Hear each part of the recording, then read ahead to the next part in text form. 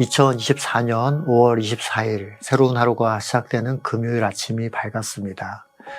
이 세상 것을 다 가진 것 같아도 하나님 없는 인생은 아무것도 없는 인생입니다. 오늘 우리에게 주는 하나님 말씀 같이 보시겠는데요. 열왕기상 20장 26절에서 34절까지 말씀입니다. 하나님 말씀 같이 보겠습니다. 해가 바뀌었다. 베나닷은 시리아 군대를 소집하고 이스라엘과 싸우려고 아멕으로 올라갔다. 이스라엘 군대도 소집이 되어서 식량을 배급받고는 그들과 싸우려고 나아갔다. 이스라엘 군대가 그들 앞에 진을 쳤으나 이스라엘 군대는 시리아 군대에 비하면 마치 작은 염소 두 떼와 같았고 시리아 군대는 그 땅을 가득 채울 만큼 많았다. 그때 하나님의 사람이 가까이 와서 이스라엘 왕에게 말하였다.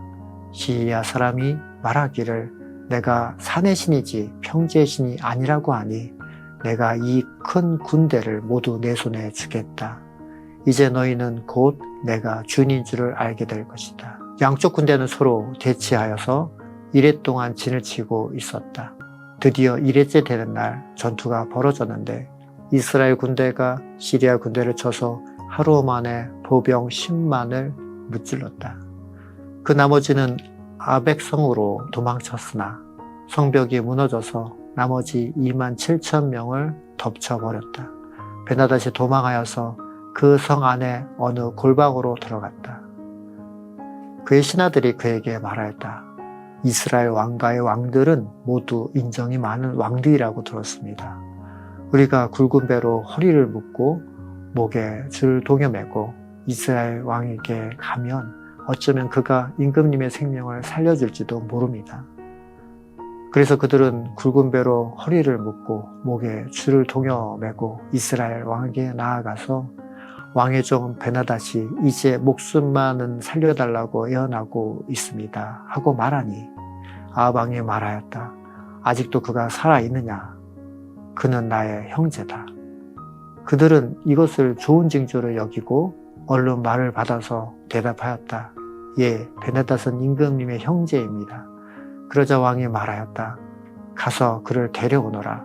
베나닷이 아합 왕에게 나아오니 왕은 그를 자기 병거에 올라타게 하였다. 베나닷은 아합에게 말하였다. 나의 부친이 왕의 부친에게 빼앗은 성들을 다 돌려드리겠습니다. 나의 부친이 사마리아 안에 상업중심지인 광정을 만든 것 같이 임금님께서도 손수 다마스쿠스 안에 그러한 광장들을 만드십시오.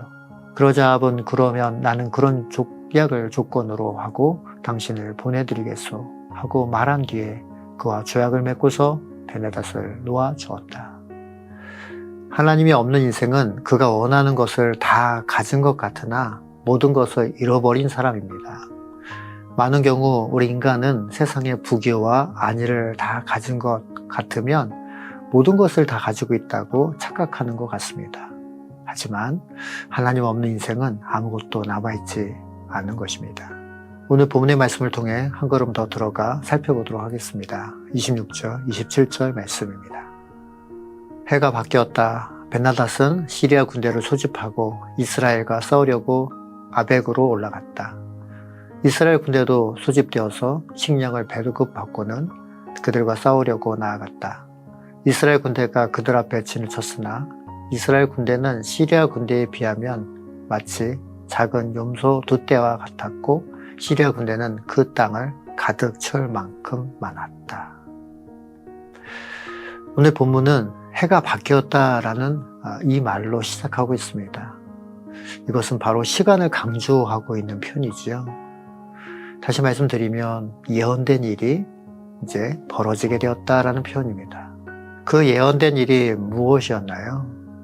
선지자가 이스라엘 왕인 아합 앞에 나아가 병사를 훈련시키고 전쟁을 대비해야 된다라고 미리 경고하고 권면하는 장면이 있었지요. 어제 묵상하셨던 말씀 22절 말씀인데요. 22절 말씀도 다시 한번 보겠습니다. 그 예언자가 다시 이스라엘 왕에게 와서 이렇게 말하였다. 임금님께서는 힘을 키우시고 앞으로 하셔야 할 일이 무엇인지를 생각해 두십시오. 내년에 시리아 임금이 다시 임금님을 치러 올라올 것입니다. 아합은 이 선지자를 통해서 미리 경고를 듣게 됐지만 이 예언의 말씀, 이 경고의 말을 마음에 새겨듣지는 않습니다. 결국 시리아 왕인 베나닷은 다시 이스라엘을 침공하게 되죠. 그리고 그가 일으킨 군대는 이스라엘 군대에 비해서 정말 비교도 안 될 만큼 거대한 규모와 병력이었습니다. 아합 왕은 시리아의 이 재침공을 대비할 시간이 있었지만 그럴 준비할 능력도 마음도 없었던 것 같습니다. 그는 하나님 말씀을 들려줘도 한 귀로 듣고 한 귀로 흘려보냈던 것이었습니다. 오늘 본문의 말씀을 통해 우리도 많은 경우가 문제가 생기고 일이 벌어지게 되면 그때서야 우왕좌왕하고 당황하며 안절부절 못하는 것 같습니다. 사랑하는 성도 여러분, 말씀을 통해 우리의 삶을 점검하는 것이 대단히 중요하죠. 말씀을 통해 우리의 삶을 점검한다는 말은 바로 하나님 말씀으로 우리 삶의 기준을 삼고 말씀에 순종하는 것을 의미하는 겁니다.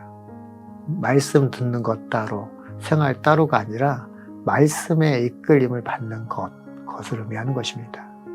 이럴 때 우리는 말씀 충만, 성령 충만한 하나님의 사람으로 하나님의 뜻을 잘 밝히 알 수 있는 하나님의 사람들 될 줄 믿습니다.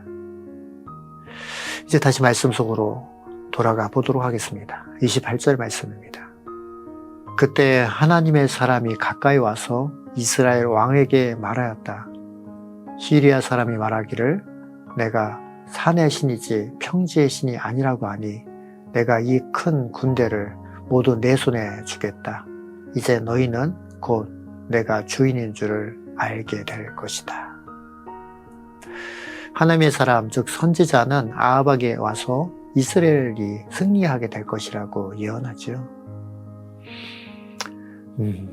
하나님께서는 이렇게 준비되지 않고 하나님 말씀을 들을 때 한 귀로 듣고 한 귀로 흘려버리는 이 아합과 이스라엘을 승리하게 하셨습니다.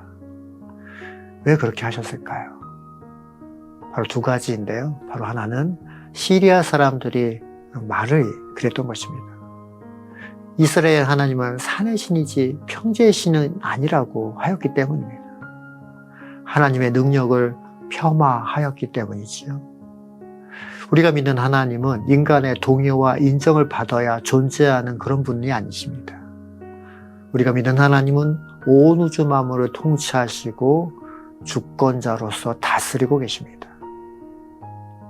둘째로 하나님께서 아합과 이스라엘이 이렇게 승리를 안겨주신 이유는 28절 한바절에 기록된 것처럼 이제 너희는 곧 내가 주인인 줄 알게 될 것이다 라고 표현한 표현입니다.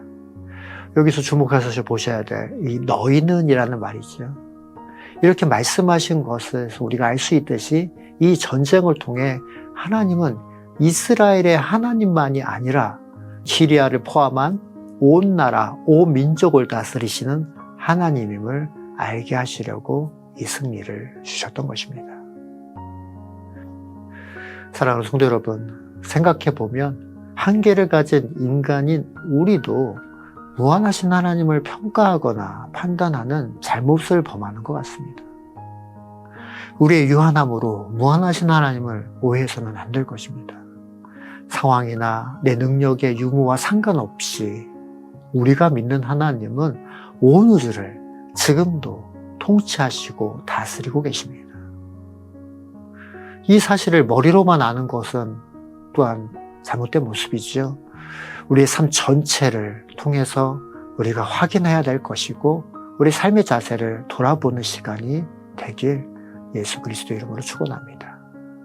이제 마지막으로 살펴볼 말씀입니다. 31절, 34절 말씀, 2절 말씀 다시 한번 보겠습니다. 그의 신하들이 그에게 말하였다. 이스라엘 왕가의 왕들은 모두 인정이 많은 왕들이라고 들었습니다. 우리가 굵은 배로 허리를 묶고 목에 줄을 동여매고 이스라엘 왕에게 가면 어쩌면 그가 임금님의 생명을 살려줄지도 모릅니다. 베나닷은 아합에게 말하였다. 나의 부친이 사마리아 안에 상업 중심지인 광장을 만든 것 같이 임금님께서도 손수 다마스쿠스 안에 그러한 광장들을 만드십시오. 그러자 아합은 그러면 나는 그런 조약을 조건으로 하고 당신을 보내드리겠소 하고 말한 뒤에 그와 조약을 맺고서 베나닷을 놓아주었다. 하나님은 이스라엘을 국률이 여기셔서 시리아 군대를 2번이나 물리쳐 주셨습니다. 이제 시리아 왕 베나닷은 신하들과 함께 아합에게 비굴하게 빌고서라도 살려달라고 하죠. 이때 아합의 모습을 보십시오. 아합은 이 놀라운 승리를 주신 하나님의 뜻을 무시한 채 베나닷을 살려주고 조약까지 맺습니다. 사랑하는 성도 여러분, 아합은 갈멜산에서 하나님의 역사를 직접 체험한 사람이었습니다. 그런데도 하나님께로 돌이키지 않았지요. 그뿐 아니라 오늘 본문 말씀까지 살펴보셔서 아신 것이지만 2번이나 전쟁에서 승리하게 하나님이 하셨습니다. 아합은 여전히 그럼에도 불구하고 자신이 뭐라도 된 것처럼 하나님의 뜻이 아니라 자기 마음대로 결정하고 행동하였습니다. 왜 그럴까요? 왜 아합이 그러고 있을까요? 아합이 하나님이 함께 하심을 체험하고도 왜 여전히 하나님을 신뢰하기보다는 자신의 힘을 의지하고 돌이키지 않고 하나님께 돌아가지 않을까요? 그 이유는 하나님이 주신 기적과 역사를 경험하고도 아니 하나님의 이름이 드러나는 것보다 자신의 이름을 높이려고 하였기 때문입니다. 그렇게 오늘 본문의 말씀 속에서도 베나닷이 저급한 제안을 했음에도 불구하고 자기 의를 드러내고 승리의 영광을 취하려고 내가 받아 누리려고 했던 것이기에 그 저급한 제안도 받아들였던 것입니다. 우리도 마찬가지입니다. 지금까지 지내온 것은 주의 은혜입니다. 우리에게는 아무 공로가 없지요. 그것을 우리가 자꾸 놓쳐버리기에 우리는 이렇게 아합과 같은 어리석음을 범할 때가 참 많습니다. 사랑하는 성도 여러분, 오늘도 하나님의 말씀을 통해 모든 것이 주의 은혜임을 깨달아 주님과 동행하는 시간 되기를 소원합니다. 하나님께서 주신 은혜를 깊이 묵상하며 오늘도 주님과 같이 오늘 하루를 보내시는 저와 여러분 되시길 예수 그리스도 이름으로 축원합니다. 기도하겠습니다. 하나님, 그렇습니다. 오늘 본문의 말씀을 통하여 다시 한번 우리의 마음의 옷깃을 여미고 하나님의 뜻을 살펴보게 하시니 감사합니다. 하나님, 우리가 무엇이 있어서 승리를 거두고 우리가 무엇을 성취할 수 있는 것이 아님에도 불구하고 우리는 문득문득 이러한 아합처럼 이런 우를 범할 때가 참 많이 있는 걸 보게 됩니다. 또한 하나님, 우리 안에 내가 하나님께서 말씀하시고 경고하신 말씀이 있음에도 불구하고 그것을 마음에 새기기보다는 한 귀로 듣고 한 귀로 흘려보내 낭패를 경험할 때도 참으로 많이 있는 것 같습니다. 하나님, 오늘 이 아침 말씀을 하여 주신 이 말씀을 마음에 새기고 우리 삶 가운데서 하나님 말씀 따라 우리의 앞날의 것을 준비하고 하나님과 동행하며 믿음으로 우리 삶을 착실히 성실히 해나가는 하나님의 사람들 되게 하여 주시고 모든 것이 주님으로부터 온 것이고 모든 것이 은혜임을 우리 입술로만 고백하는 것이 아니라 우리 삶으로 우리 중심으로 고백하며 살아가는 믿음의 사람들 다 되게 하여 주옵소서. 오늘도 말씀 가운데 역사하여 주셔서 감사합니다. 함께하여 주신 하나님께 모든 영광과 찬양 올려드리며 살아계신 예수 그리스도의 이름으로 간절히 기도합니다. 아멘.